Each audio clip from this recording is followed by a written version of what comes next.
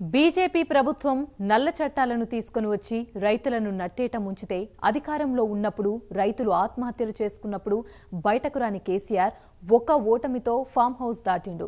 కేవలం liquor scam, phone tapping ఇష్యూలను పక్కదారి పట్టించేందుకు రైతుల పేరుతో నాటకం ఆడుతున్నారని మంత్రులు శ్రీధర్ బాబు, సీతక్క మండిపడ్డారు. మంచిర్యాలలో నిర్వహించిన పెద్దపల్లి పార్లమెంటు ముఖ్య కార్యకర్తల విస్తృత స్థాయి సమావేశంలో మంత్రులు శ్రీధర్ బాబు, సీతక్కతో పాటు ఎమ్మెల్యేలు వినోద్, వివేక్, ప్రేమ్ సాగర్ రావు, పెద్దపల్లి పార్లమెంట్ కాంగ్రెస్ అభ్యర్థి గడ్డం వంశీ పాల్గొన్నారు. ఈ సందర్భంగా మంత్రులతో పాటు ఎమ్మెల్యేలు మాట్లాడుతూ బీఆర్ఎస్ ప్రభుత్వం 2018 ఎన్నికల్లో గెలిచిన తర్వాత 2 నెలల పాలన మొదలు పెట్టారని, కానీ కాంగ్రెస్ అధికారంలోకి వచ్చిన 48 గంటల్లోనే పథకాలను ప్రారంభించిన పాలన మొదలుపెట్టిందన్నారు. కాంగ్రెస్ అధికారంలోకి వస్తే కరువు వచ్చింది అంటున్నారు.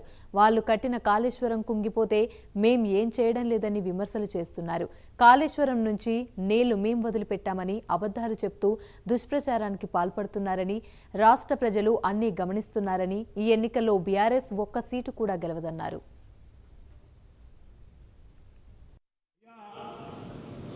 కేసీఆర్ గారు మీరు ఆర్థిక వ్యవస్థను అస్తవ్యస్తం చేసి మా పైన 7 లక్షల కోట్ల రూపాయల వరకు అప్పుల భారం మోపింది.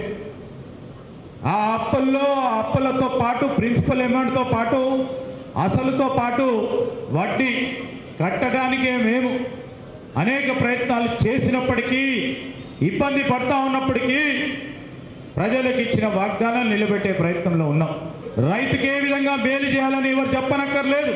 బస్తాకు 5 కేజీలు, క్వింటల్కు 10 నుంచి 15 కేజీలు లూటీ చేసిన టీఆర్ఎస్ పార్టీ ప్రభుత్వం అధినేతలు ఈరోజు రైతు గురించి ముసలి కన్నీరు గారుస్తా ఉన్నారు.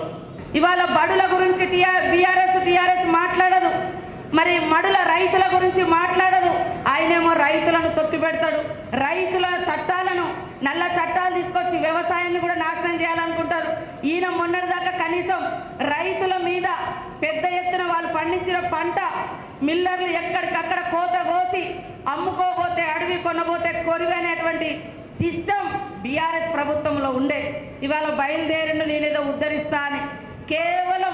కేవలం వాళ్ళ మీద వస్తున్నటువంటి ఏదైతే ఇవి ఫోన్ ట్యాపింగ్ కానీ, లిక్కర్ స్కాములు కానీ, ఇవన్నీ పక్కదారి పట్టించడం కోసం ఏదో రైతులను ఉద్ధరించే మాటలు మాట్లాడుతున్నాడు. అయ్యా కేసీఆర్, మీరు మీ గుండెల మీద చేసుకోండి. ఒక్క రైతన్న చనిపోతే ఒక్క రోజున మీరు బయటికి పోయిర్రా? అనేక మంది యువకులు ఉద్యోగ ఉపాధి లేక ఆత్మహత్య చేసుకుంటే కనీసం తల్లిదండ్రులు కడసారి చూసుకొని కడుపు నిండా ఏడ్చుకోవడానికి కూడా అవకాశం ఇవ్వకుండా రాత్రే వాళ్ళ దహనాన్ని చేసినటువంటి దుర్మార్గపు బీఆర్ఎస్ పాలన మర్చిపోయిరా ప్రజలు ఇప్పుడే నేను అంటా ఉన్నా.